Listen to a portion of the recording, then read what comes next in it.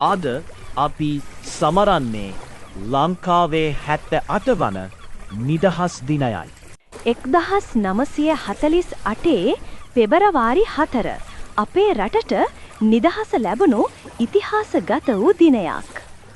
මෙය ජාතියක් ලෙස අපගේ එකමුතුව, ශක්තිය හා අනාගතය ගැන නැවත සිතන්නා වූ දිනයකි. සිංහල, දෙමළ, මුස්ලිම්, බර්ගර් සියලු ජන කොටස් එක් රටක්, එක් ජාතියක් ලෙස ඉදිරියට යා යුතු බව අපට මතක් කරන දිනයයි මේ.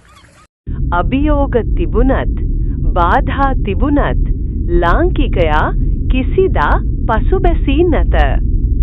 අපගේ වගකීම නිදහස රැකගනිමින් සමෘද්ධිමත් සාමකාමී ලංකාවක් ගොඩනැගීමයි. සුබ 78 වන නිදහස් දිනයක් වේවා. ජය වේවා ශ්‍රී ලංකා.